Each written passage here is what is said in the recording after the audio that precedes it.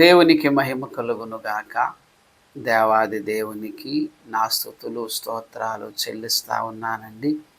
సత్యస్రవంతి అనే ఈ కార్యక్రమాన్ని చూస్తున్న ప్రేక్షకులైన మీ అందరకు యేసుక్రీస్తు వారి పరిశుద్ధ నామాన నా వందనాలు చెప్తా ఉన్నాను.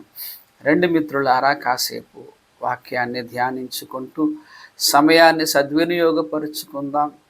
దేవుని ఆశీర్వాదాలు పొందుకుందాం. ఈరోజు ధ్యానము నిమిత్తం ఏర్పాటు చేయబడిన వాక్య భాగము 1 కొరింథీ 1:18. సిలువను గూర్చిన వార్త నశించుచున్న వారికి వెర్రితనము గాని రక్షింపబడుచున్న మనకు దేవుని శక్తి. మరలా చదువుతా ఉన్నాను. 1 కొరింథీ 1:18. సిలువను గూర్చిన వార్త నశించుచున్న వారికి వెర్రితనము గాని రక్షింపబడుచున్న మనకు దేవుని శక్తి. యేసుక్రీస్తు శిలువ బలియాగాన్ని గురించి, శిలువ శ్రమలను గురించి ప్రత్యేకంగా ధ్యానించే కాలం ఇది. యేసుక్రీస్తు వారి శిలువ మరణము అనేటువంటిది మానవ జీవితాలకు ఎంత అవసరమో, యేసు శిలువ బలియాగము యొక్క ప్రాముఖ్యత రక్షింపబడుచున్న మనకు తెలుసు. అవును కదా. మానవుడు స్వాభావికముగా పాపి. మనసా వాచ కర్మేణ మానవుడు పాపాత్ముడు. అలా పాపం చేస్తూ చనిపోతే, చనిపోయిన తరువాత నిత్యాగ్ని నరకానికి వెళ్ళిపోయే ప్రమాదం ఉంది. ఈ ప్రమాదము నుంచి తప్పించడానికి పరిశుద్ధుడైన దేవుడు యేసుక్రీస్తు భూమి మీదకు మానవుడిగా వచ్చి మానవులందరి పాప శిక్షను ఆయన భరించి మరి మానవులకు పాప క్షమాపణ ప్రసాదించాడు. ప్రాయశ్చిత్త విధానము, మన పాప శిక్ష ఆయన భరించాడు. ఎవరైతే ఆయనను విశ్వసిస్తారో మరి వారికి పాప క్షమాపణ కలుగుతుంది. మరి వారు పవిత్రంగా జీవించడానికి మరి పరిశుద్ధాత్మను మనకిచ్చి మనలను పవిత్రపరిచి ఆ పరలోకాన్ని మనకు దేవుడు ఇవ్వబోతా ఉన్నాడు. యేసు శిలువ బలియాగము యొక్క ప్రాముఖ్యత మనకు బాగా అర్థమైంది దేవుని కృప వలన. యేసు శిలువ బలియాగములో మరణపు ముళ్ళు విరువబడింది. మానవులకు నిత్య జీవిత భాగ్యము లభించింది. అపవాది తంత్రము, సాతాను తంత్రము విఫలమైంది. ఇంత గొప్ప శక్తి కలిగినటువంటి మరి యేసు శిలువ బలియాగము దేవుని మహాకృపను బట్టి మనకు చక్కగా అర్థమైంది. అయితే కొందరికి ఇది అర్థం కావటం లేదు. కొందరికి ఇది వెర్రితనముగా ఉంటుంది. ఆ కాలములోనూ ఈ కాలములో కూడా యేసు దైవత్వాన్ని, ఆయన శిలువ బలియాగాన్ని వ్యతిరేకించేవారు సమాజంలో చాలామంది ఉన్నారు. 3 మేకులు పీకుకోలేనటువంటి వాడు దేవుడు ఎలా అవుతాడు? తనను తానే రక్షించుకోలేనివాడు మనకు రక్షకుడు ఎలా అవుతాడు? క్రైస్తవులు దేవుడు చచ్చిపోయాడంట అంటూ వ్యంగ్యంగా వ్యాఖ్యానిస్తూ, పరుష పదాలు ఉపయోగిస్తూ, దూషిస్తూ మరి యేసు శిలువ బలియాగాన్ని తృణీకరిస్తున్నటువంటి వారు అనేకులు మనకు సమాజంలో కనపడుతూ ఉన్నారు. ప్రాముఖ్యముగా సోషల్ మీడియా వచ్చిన తరువాత వీరి సంఖ్య రోజు రోజుకి పెరిగిపోతుంది.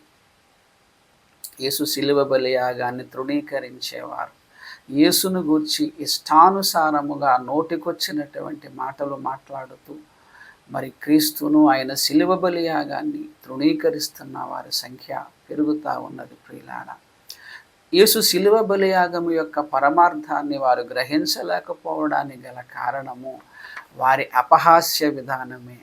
అపహాసకులు సాధారణంగా ఒక విషయాన్ని సీరియస్గా తీసుకోరు. వాళ్ళకి ఎంతసేపు కూడా ఎవరిని కించపరుద్దాం, ఎవరిని అవమానపరుద్దాం, ఎవరిని దూషించుదాం, ఇలాగే ఉంటాయి వాళ్ళ ఆలోచనలు. ఇలాంటి వారికి సత్యము అర్థము కాదు. బైబిల్ ఖచ్చితంగా చెప్తా ఉన్నది. సామెతలు గ్రంథము 14:6. సామెతలు 14:6, అపహాసకుడు జ్ఞానము వెదకుట వ్యర్థము. అపహాసకుడు జ్ఞానము వెదకుట వ్యర్థము. ఎందుకంటే వీళ్ళు అపహాసకులు. ఏదైనా ఒక విషయాన్ని మనం తెలుసుకోవాలంటే ఆ విషయముపై మన కాన్సన్ట్రేషన్ ఉండాలి. దాని పట్ల మన తీవ్రత, సీరియస్నెస్ ఉండాలి. వీళ్ళు అపహాసకులు. వీళ్ళు అపహాసకులు, వీళ్ళు సత్యాన్ని గ్రహించలేరు. మీరు గమనించారా? ఒకటే వార్త, సిలువను గూర్చిన వార్త. వార్త ఒక్కటే, వ్యక్తి ఒక్కడే, యేసుక్రీస్తు ఒక్కడే. కానీ కొందరికి అర్థమవుతున్నాడు, కొందరికి అర్థం కావటం లేదు. కారణం ఏంటో తెలుసా? వార్తలో తేడా ఏమీ లేదు, వ్యక్తిలోనూ తేడా లేదు. తేడా అలా వినేవారి హృదయ స్థితి సరిగా లేకపోవడం. ఈరోజు యేసు దైవత్వము, ఆయన శిలువ బలియాగము మనకు అర్థమైందంటే దేవుడు మన హృదయాన్ని శుద్ధిపరిచాడు. మరి వారు తృణీకరిస్తున్నారు. హృదయ శుద్ధికి వారు ఇష్టపడటం లేదు. వారి హృదయాలను వాళ్ళు కఠినపరుచుకుంటున్నారు. ఒక్కసారి మనం చూడగలిగితే మార్కు సువార్త 6:52లో చూస్తే, వారి హృదయము కఠినమాయను గనుక వారు రొట్టెలను గూర్చిన సంగతి గ్రహింపలేదు. కఠిన హృదయము, అపహాస్య విధానము సత్యాన్ని గ్రహించలేకుండా చేస్తూ ఉన్నది. అనేక అద్భుతాలు చేశాడు. చనిపోయిన వారిని సహితం ఆయన లేపాడు, తుఫానును ఆపాడు. ఏదైనా చేయగలిగినటువంటి శక్తిమంతుడటువంటి ఆయన ఎందుకు సిలువలో బలియాగం అయిపోయాడు? అంత శక్తిమంతుడు ఎందుకు సిలువలో బలియాగం అయిపోయాడు అన్న ఆలోచన వాళ్ళకి రావటం లేదు. ఆయన సిలువలో బలియాగం అవ్వటం అనేటువంటిది వాళ్లకు అసమర్థతగా కనపడుతుంది.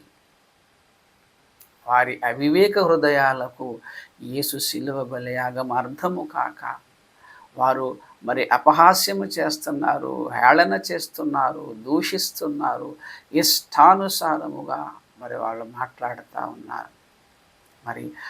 అలాంటి వారు అపహాసకుడు జ్ఞానము వెతకుట వ్యర్థము. మనం కూడా వారి పట్ల చాలా జాగ్రత్తగా స్పందించాలి. 1-2 సార్లు చెప్పి ఊరుకోవాలి. పదే పదే మనం వారిని ఏదో అనటం వలన అశుద్ధం మీద రాయేసిన వాళ్ళం అవుతాం. మనం ఈ విషయాన్ని కూడా క్రైస్తవులమైన మనం గమనించాలి. బుద్ధి చెప్పాలి. 1-2 సార్లు చెప్పి ఊరుకోవటమే. ఒక్కసారి చూడండి, సామెతలు 9:8లో మనం చూస్తే, అపహాసకుని గద్దింపకము, గద్దించిన ఎడల వాడు నిన్ను ద్వేషించును. క్రైస్తవులమైనటువంటి మనం బుద్ధి చెప్పాలి, గద్దించాలి, ఖండించాలి. కానీ ఎదుటి వ్యక్తి దానిని ఎలా రిసీవ్ చేసుకుంటున్నాడో ఒకసారి మనం చూడాలి. మన గద్దింపును అతడు సరిగా ఆలోచిస్తున్నాడా లేదా, సరిగా రిసీవ్ చేసుకుంటున్నాడా లేదా, సరిగా ఆలోచిస్తున్నాడా అన్న విషయాన్ని గమనించి మనం బుద్ధి చెప్పాలి. బుద్ధి అయితే చెప్పాలి. కానీ అతడు పట్టించుకోవటం లేదు, ఎంత చెప్పినా వినటం లేదు. హేళనగా మాట్లాడుతున్నాడు, వ్యంగ్యంగా మాట్లాడుతున్నాడు, బూతులు మాట్లాడుతున్నాడు. ఇలాంటి వ్యక్తులను మనం పదే పదే గద్దించటం మంచిది కాదు. 1-2 సార్లు చెప్పి విడిచిపెట్టాలి. అనగా ప్రాముఖ్యమైన విషయం ఏమిటంటే, యేసు శిలువ బలియాగము, ఆయన దైవత్వము అనేటువంటిది ఆధ్యాత్మిక జీవితానికి అతి ప్రాముఖ్యమైనది ప్రియులారా. సో దాని పట్ల మనం సీరియస్గానే ఆలోచించాలి. అపహాస్యముతో ఆలోచన చేస్తే మనకు అర్థము కాదు. అలాగే చూడండి మిత్రులారా, అందుకే దేవుడు వీళ్ళ పక్కన కూర్చోవద్దని కూడా చెప్పాడు. అపహాసకులు కూర్చుండు చోట కూర్చుండక. వీళ్ళు వినరు, వినేవాడిని విననివ్వరు, అనేకులను పాడు చేస్తూ ఉంటారు. అందుకే వాళ్ళ పక్కన కూర్చోవద్దు. 1-2 సార్లు బుద్ధి చెప్పి విడిచిపెట్టేయండి వాళ్ళంతే. అంతకన్నా మనం ఎక్కువగా వారి పట్ల వ్యవహరించకూడదు, స్పందించకూడదు, ఎక్కువ ప్రాధాన్యత వాళ్ళకి ఇవ్వకూడదు. అలాగే చూడండి, లూకా సువార్త 23:35-42 వరకు మనం చూద్దాం. ప్రజలు నిలువబడి చూచుచుండిరి. అధికారులను, వీడు ఇతరులను రక్షించెను, వీడు దేవుడు ఏర్పరుచుకొనిన క్రీస్తు అయిన ఎడల తన్ను తాను రక్షించుకొనునని అపహసించిరి. అంతటా సైనికులు ఆయన యొద్దకు వచ్చి ఆయనకు చిరకనిచ్చి, నీవు యూదుల రాజు అయితే నిన్ను నీవు రక్షించుకొనుమని ఆయనను అపహసించిరి. అలా కిందకొస్తే, వేలాడదీయబడిన ఆ నేరస్తులలో ఒకడు ఆయనను దూషించుచు, నీవు క్రీస్తువు కదా, నిన్ను నీవు రక్షించుకొనుము, మమ్మును కూడా రక్షించుమని చెప్పాను. అయితే రెండవ వాడు వానిని గద్దించి, నీవు అదే శిక్షావిధిలోనున్నావు గనుక దేవునికి భయపడవా? మనకైతే ఇది న్యాయమే, మనము చేసిన వాటికి తగిన ఫలము పొందుచున్నాము. కానీ ఈయన ఏ తప్పిదమును చెయ్యలేదని చెప్పి ఆయనను చూసి, నీవు నీ రాజ్యములోనికి వచ్చినప్పుడు నన్ను జ్ఞాపకము చేసుకోమనెను. చూసారా, ఇక్కడ యేసు శిలువ మీద ఉన్నాడు. ఆయన శిలువ బలియాగాన్ని చూస్తున్నారు వాళ్ళు. చేతులలో మేకులున్నాయి, కాళ్ళలో మేకులున్నాయి. శరీరం అంతా భయంకరంగా హింసించబడింది, గాయపరచబడింది. ఆ దృశ్యాన్ని చూసి జాలి కలగాలి, అయ్యయ్యో అనే భావన రావాలి. కానీ వీళ్ళు అపహాసకులు. ఆయన శిలువ బలియాగాన్ని చూసి వీళ్ళు అపహాస్యం చేస్తున్నారు. వారు మాట్లాడే మాట చూసారా? వీడు అంటున్నారు. ప్రజలు నిలువబడి చూచుచుండిరి, అధికారులను వీడు ఇతరులను రక్షించెను. వీడు దేవుడు ఏర్పరుచుకున్న క్రీస్తు అయిన ఎడల అపహాసకులకు గౌరవం ఉండదు, సంస్కారం ఉండదు, మర్యాద తెలియదు. వీళ్ళకి సంస్కారహీనులు అంటారు వీళ్ళని. ఈ అపహాస్యం అనేటువంటిది సంస్కారాన్ని లేకుండా చేస్తుంది, వివేకాన్ని లేకుండా చేస్తుంది, గౌరవించడం తెలియకుండా చేస్తుంది. వీళ్ళకి దయాజాలి ఏమీ ఉండదు. క్రూరంగా హింసిస్తూ ఆనందిస్తున్నారు, అపహసిస్తున్నారు వీళ్ళు. మరి ఆ పక్కన ఇంకొక దొంగ కూడా ఉన్నాడు. వాడు యేసుని దూషిస్తున్నాడు. ఏమంటున్నాడంటే, నిన్ను నీవు రక్షించుకొని మమ్మల్ని రక్షించవచ్చు కదా. ఒక భౌతికమైన ఆలోచన చేస్తున్నాడు. ఆ రిక్వెస్ట్ చేయడంలో కూడా దూషిస్తూ రిక్వెస్ట్ చేస్తున్నాడు. అబ్బా, అంటే ఇతని ఉద్దేశం ఏమిటంటే, యేసును గురించి కాస్త అవగాహన కలిగిన వాడై ఉంటాడు ఇతడు. యేసు చేసిన అద్భుతాలు, సూచక క్రియలు, యేసుకున్న శక్తి కాస్త ఎరిగిన వాళ్ళలాగే కనపడుతున్నాడు. కనుకనే నిన్ను నీవు రక్షించుకొని మమ్మల్ని రక్షించవచ్చు కదా. అసలు యేసు ఎంత శక్తి కలిగినటువంటి ఈయన ఎందుకు సిలువలో అలా బలియాగం అవుతున్నాడు అన్న విషయాన్ని వారు ఆలోచించలేకపోతున్నారు. దోషకులు, అపహాసకులు సత్యాన్ని ఎన్నటికీ గ్రహించలేరు. దోషకులారా, అపహాసకులారా, మీ అందరికీ నేను విన్నవిస్తున్నాను. ముందు అపహాస్యం చేయటం ఆపండి, దూషించటం ఆపండి, కాస్త సంస్కారంగా ప్రవర్తించడం నేర్చుకోండి, మాటలలో మర్యాద ఇవ్వండి. అప్పుడు మీరు సత్యాన్ని తెలుసుకుంటారు. అప్పుడు యేసు మీకు అర్థమవుతాడు. ఆయన దైవత్వం అర్థమవుతుంది, ఆయన శిలువ బలియాగం అర్థమవుతుంది. నువ్వు రక్షించి మమ్మల్ని రక్షించవచ్చు కదా. ఆ కాలం నుంచి ఉన్న ఈ యొక్క ప్రశ్నలు. 3 మేకులు పీక్కోలేనివాడు దేవుడు ఎలా అవుతాడు? తన్ను తాను రక్షించుకోలేనటువంటి వాడు ఇతడు దేవుడు ఎలా అవుతాడు? మనకు రక్షకుడు ఎలా అవుతాడు? దేవుడు చచ్చిపోవడం ఏంటి? ఇలాంటి వ్యంగ్యమైనటువంటి వ్యాఖ్యానాలు అప్పటి నుంచి ఉన్నాయి, ఇప్పుడు ఉన్నాయి. అయితే ఒక వ్యక్తి మాత్రము ఎంతమంది అవహేళన చేస్తున్నా, దూషిస్తున్నా, పరిహసిస్తున్నా, అపహసిస్తున్నా, ఒక వ్యక్తికి మాత్రం అతని హృదయము తెరవబడింది. రక్షింపబడుచున్న మనకు దేవుని శక్తి. హల్లెలూయా. అతని హృదయము తెరవబడింది అంటున్నాడు. వేలాడదీయబడిన ఆ నేరస్తులలో ఒకడు ఆయనను దూషించుచు, నీవు క్రీస్తువు కదా, నిన్ను నీవు రక్షించుకొనుము, మమ్మును కూడా రక్షించమని చెప్పాను.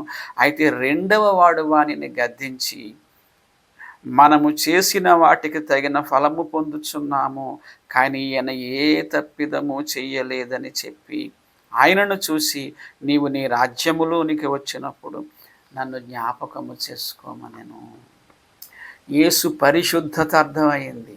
ఇతడు ఏ నేరము చెయ్యలేదు. మనం నమ్ముకుంటున్నటువంటి యేసుక్రీస్తు వారు పరిశుద్ధుడు, పరిశుద్ధుడు, పరిశుద్ధుడు.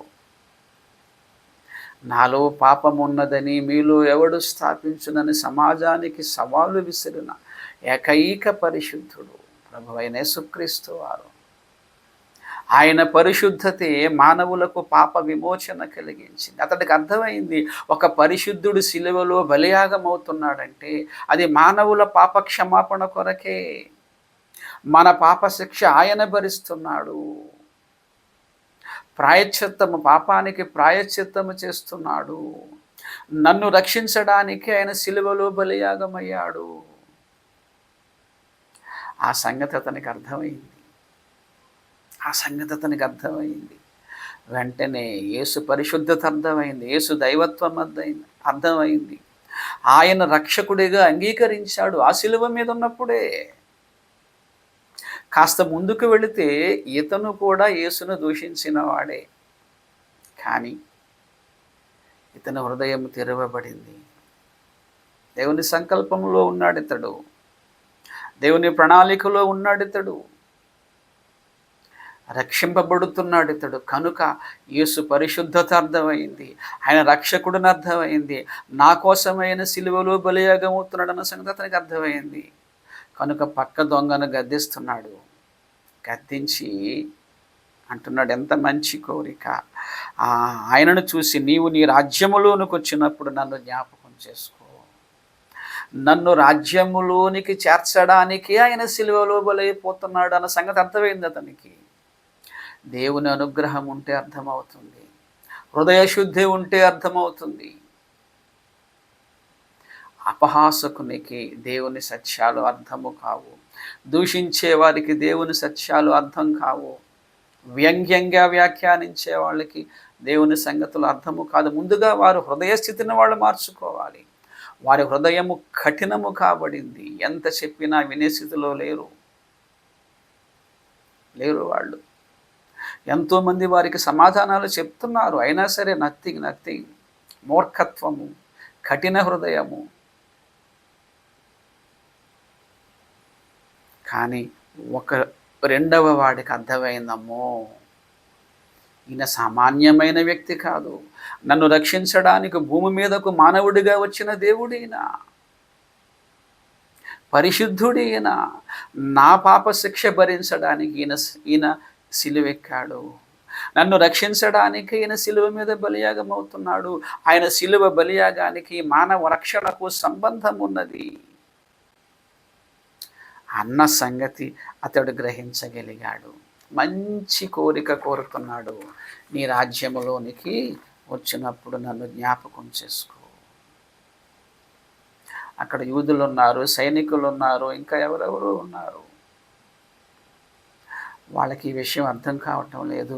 యేసు సిలువ బలియాగాన్ని గురించి ధర్మశాస్త్రంలో ఎన్నో ప్రవచనాలు ఉన్నాయి. యేసుక్రీస్తు వారు కూడా ఆయన భూమి మీదకి వచ్చిన తరువాత నిన్ను సిలువలో బలియాగం అవ్వడానికే వచ్చాను, ఇందు నిమిత్తమే నేను వచ్చానని ఆయన చెప్పాడు. అయినా సరే వారికి అర్థం కావటం లేదు.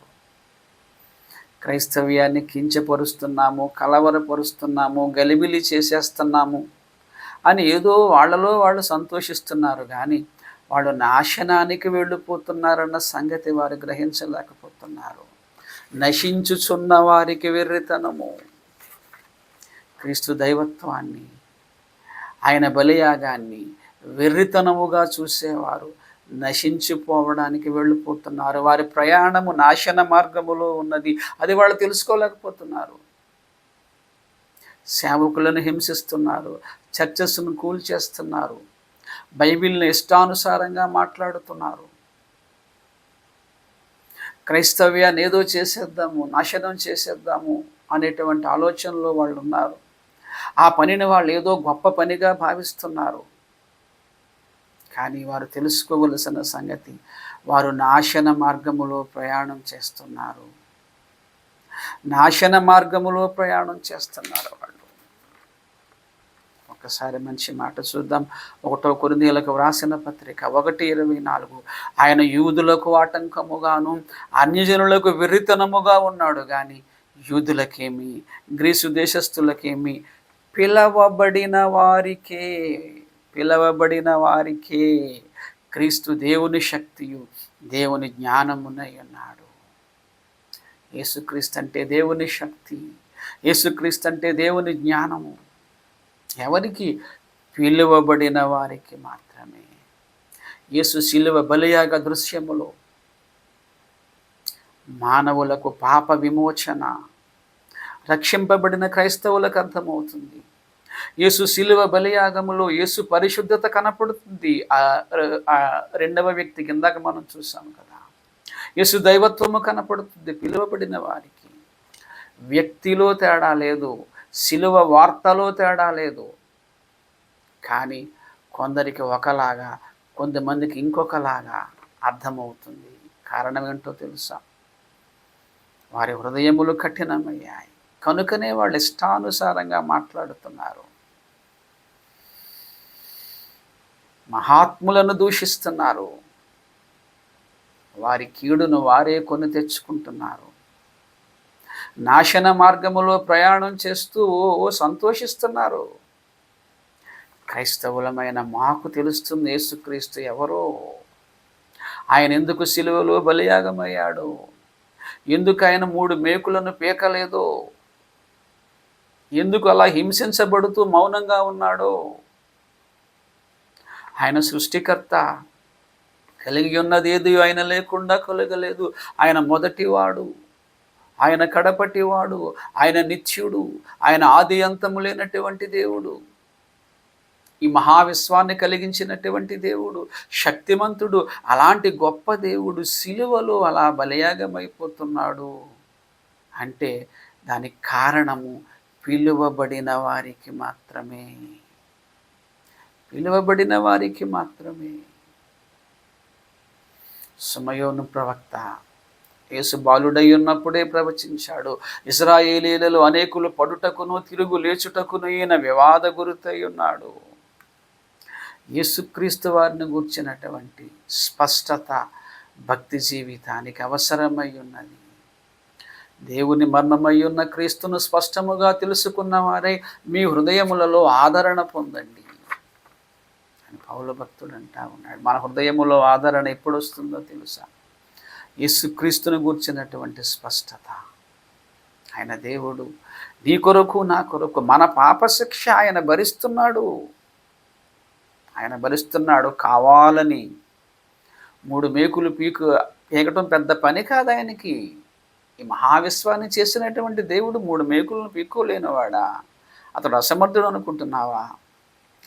మనలను సమర్థవంతులుగా చేయడానికి, మనలకు నిత్య జీవాన్ని ఇవ్వడానికి, మన పాపాలు క్షమించడానికి, మనకు క్షమించడం నేర్పడానికి, మనలను పవిత్రపరచడానికి ఎంత శక్తి ఉందండి సిలువలో. ఏర్పరచబడిన వారికి, పిలువబడిన వారికి, రక్షణ సంకల్పములో ఉన్న వారికి మాత్రమే యేసు సిలువ బలియాగం అర్థమవుతుంది. అపహాసకులకు అర్థం కాదు, కఠిన హృదయాలకు అర్థం కాదు, దోషకులకు అర్థం కాదు. కానే కాదు. వారు తప్పుడు త్రోవలో ప్రయాణం చేస్తూ అనేకులను ఆ మార్గం వెంబడి తీసుకెళ్తా ఉన్నారు. హింసిస్తూ ఆనందిస్తున్నారు. చర్చిలను కూల్చేయడం, సేవకులను హింసించటం, క్రీస్తుని గురించి, బైబిల్ గురించి చెడ్డగా మాట్లాడటం, అదే గొప్ప దేశభక్తి. అదే వారి అనుకుంటున్న ధర్మం అదే. దానికి మళ్ళా ధర్మం అని పేరు. హింసించటం ధర్మమా? దూషించటం ధర్మమా? అదే ఆ ధర్మము. క్షమించటం ధర్మము. దేవునికి మహిమ కలుగునుగాక. క్షమించటము ధర్మము. అది యేసుక్రీస్తులో చూస్తాం. సిలువలో బలియాగమవుతున్నప్పుడు తండ్రి వీరేమి చేయించున్నారో వీరిని క్షమించుమంటున్నాడు. ఆ మాటలో యేసు చేతకానివాడు అనుకుంటున్నారా? క్షమించడం చేతకాని పని అనుకుంటున్నారా? మిత్రులారా, అయ్యయ్యో, మీ హృదయ స్థితి సరిగా లేదయ్యా. మీ హృదయ స్థితి సరిగా లేదు. ధైర్యవంతుడే క్షమించగలడు. క్షమించలేకపోవటమే చేతగానితనం. అది మీకు అర్థం కావటం లేదు. యేసుక్రీస్తు వారు మానవులను క్షమించడానికి, కావాలని సిలువెక్కాడు. ఇష్టపూర్వకంగానే తన ప్రాణం పెట్టాడు. మరలా 3వ రోజున లేచాడు. ఆ విషయాన్ని ఎందుకు మీరు పక్కకు పెట్టేస్తున్నారు? సిలువలో చనిపోయాడు అంటున్నారు కదా! చనిపోయి అలా ఉండిపోయాడా? మరలా 3వ రోజున లేచిపోయాడు. మరణము ఆయనను బంధించి ఉండుట అసాధ్యము. 3వ రోజున లేచిపోయాడు. 1 కొరింథీయులకు వ్రాసిన పత్రిక 2వ అధ్యాయము 14వ వచనము. 1 కొరింథీ 2:14 ప్రకృతి సంబంధి అయిన మనుష్యుడు దేవుని ఆత్మ విషయములను అంగీకరింపడు. అవి అతనికి వెర్రితనముగా ఉన్నవి. అవి ఆత్మానుభవము చేతనే వివేచింపదగును గనుక అతడు వాటిని గ్రహింపజాలడు. ఆత్మ లేనటువంటి వారు,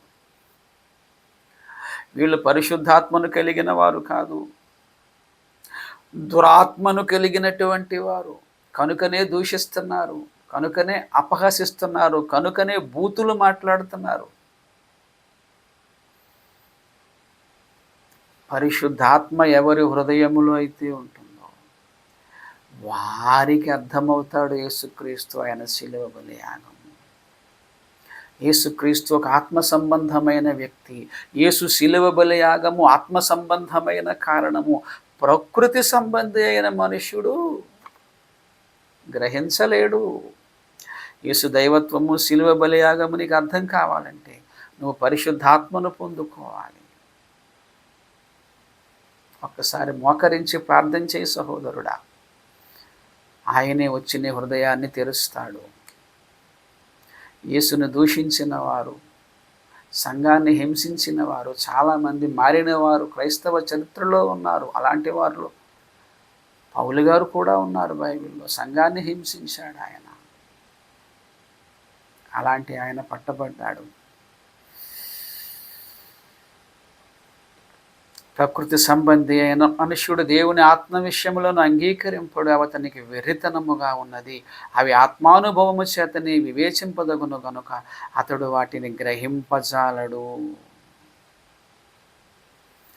అపహాస్యము, హతోన్మాదము, దూషణ ఇలాంటి లక్షణాలు కలిగిన వారు సత్యాన్ని గ్రహించలేరు. మతోన్మాదము, ఆత్మానుభవము రెండు ఉండవు. నీవు ఆ మతోన్మాదాన్ని విడిచిపెడితే, ఆ కఠిన హృదయాన్ని తొలగించుకోగలిగితే అప్పుడు పరిశుద్ధాత్ముడు నీలోనికి వస్తాడు. అప్పుడు యేసు కనపడతాడు. అప్పుడు యేసు అర్థమవుతాడు.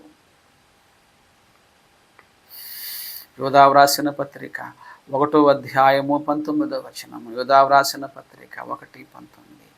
అట్టివారు ప్రకృతి సంబంధులను ఆత్మలేని వారు నయ్యుండి భేదములు కలుగ చేయుచున్నారు. ఆత్మలేని వారు వీళ్ళు మానవ సమాజంలోనికి వెళ్ళిపోతున్నారు. ఈ కాలంలో సోషల్ మీడియా అనేటువంటిది అందరికీ అందుబాటులోకి వచ్చేసింది. ఎవరైనా ఏదైనా మాట్లాడేయచ్చు. నోటికొచ్చినట్టు మాట్లాడేస్తున్నారు. హద్దు అదుపు లేకుండా మాట్లాడుతున్నారు. మాట్లాడి సమాజములో మత కలహాలను సృష్టిస్తున్నారు, భేదాలను కలిగిస్తున్నారు. క్రైస్తవుడు సమాజములో సమాధానాన్ని కలిగిస్తాడు. క్రైస్తవ సంస్థలు చేసిన సేవలు ఒక్కసారి చూడండి. ఏ దేశకి వెళ్ళి చూడండి, ప్రతి దేశంలో కూడా క్రైస్తవులు ఆ దేశానికి మేలు చేస్తారు. వారి సామాజిక సేవ గొప్పది. మనుషులలో సమాధానాన్ని కోరుకుంటారు. వీళ్ళు భేదాలను కలిగిస్తారు. ఎందుకంటే వీళ్ళు ఆత్మలేని వారు, ప్రకృతి సంబంధులు. లోకజ్ఞానంతో బైబిల్ని ఆలోచిస్తే ఎక్కడ అర్థమవుతుందండి? లోకజ్ఞానము వేరు, దైవజ్ఞానము వేరు. చూడండి ఏమని చెప్తుందో బైబిల్. 1వ కొరింథీయులకు వ్రాసిన పత్రిక 1:21 చూస్తే, దేవుని జ్ఞానానుసారముగా లోకము తన జ్ఞానము చేత దేవునిని ఎరుగకుండినందున స్వార్థ ప్రకటనయను వెర్రితనము చేత నమ్మువారిని రక్షించుట దేవుని దయాపూర్వక సంకల్పమాయను. హల్లెలూయా. మరలా చూడండి 1వ కొరింథీయులకు వ్రాసిన పత్రిక 1:21. దేవుని జ్ఞానానుసారముగా లోకము తన జ్ఞానము చేత దేవునిని ఎరుగకుండినందున స్వార్థ ప్రకటనయను వెర్రితనము చేత నమ్ము వారిని రక్షించుట దేవుని దయాపూర్వక సంకల్పమాయము. దేవుని జ్ఞానాన్ని లోక జ్ఞాన కోణములో ఆలోచిస్తే అర్థము కాదు. దేవుని జ్ఞానం అంటే ఫిజిక్స్, కెమిస్ట్రీ, బాటనీ, జువాలజీ ఇలాంటిది కాదది. ఇది ఆత్మ సంబంధమైనటువంటి విషయం. ఇది అర్థం చేసుకోవాలంటే మనం పరిశుద్ధాత్మను పొందుకోవాలి. ఏదో చదివేయటం, హృదయంలో ఏదో చెడును కపటాన్ని పెట్టుకోవడం, బైబిల్ చదవటం, ఇష్టానుసారంగా దాన్ని వ్యాఖ్యానించేయటం, బైబిల్లో బూతులు ఉన్నాయనటం. బూతులు మాట్లాడవద్దని బైబిల్ చెప్తుంటే బైబిల్లో బూతులు ఉండడం ఏంటి? బైబిల్లో ఏయో సైంటిఫిక్ ఎర్రర్స్ ఉన్నాయనటం. అసలు సైన్సే దేవుని వలన కలిగింది, ఆ సంగతి తెలుసుకోండి. సైన్స్ ఎక్కడి నుంచి వచ్చింది? ప్రకృతి నుంచి వచ్చింది. ఆ ప్రకృతిని ఎవరు కలిగించారు? దేవుడు కలిగించాడు. దేవునికి అసాధ్యమైనది ఏదైనా ఉంటుందా? హృదయములో ద్వేషాన్ని పెట్టుకొని, కల్మషాన్ని పెట్టుకొని, క్రైస్తవ్యాన్ని నాశనం చేయాలనే చెడు ఉద్దేశంతో బైబిల్ను చదువుతూ ఇష్టానుసారంగా వ్యవహరిస్తూ ఉన్నారు. మీ అందరికీ చెప్తా ఉన్నాను, మీరు తెలియకుండానే మీరు నాశన మార్గములో ప్రయాణం చేస్తూ అనేకులను మీకు కూడా తీసుకెళ్ళిపోతూ ఉన్నారు. మీలాంటి వాళ్ళే మిమ్మల్ని ఫాలో అవుతూ ఉంటారు. మీరు తప్పుడు త్రోవలో ప్రయాణం చేస్తున్నారు, అనేకులను ఆ త్రోవలోనికి తీసుకెళ్ళిపోతున్నారు. మానవ సమాజంలో భేదాలు కలిగిస్తున్నారు, హింసను ప్రేరేపిస్తున్నారు, సమాజానికి బూతులు నేర్పుతున్నారు, ప్రేమ లేకుండా చేస్తున్నారు, సభ్యత సంస్కారం లేకుండా మానవ సమాజాన్ని పాడు చేస్తూ ఉన్నారు. మీకు తెలియకుండానే మీరు నాశనానికి వెళ్ళిపోతున్నారు. ఎవరైతే సువార్త చెప్తున్నారో, శాంతియుతంగా సువార్త చెప్తున్న వారిని హింసిస్తున్నారు. సువార్తని వెర్రితనం అంటున్నారు కదా మీరు. పౌలు భక్తుడు అంటున్నాడు, మీరు ఏదైతే వెర్రితనం అంటున్నారో ఆ వెర్రితనమే అనేకులకు రక్షణనిస్తుంది. దేవునికి మహిమ కలుగును గాక. సువార్త మీకు వెర్రితనంగా ఉందా?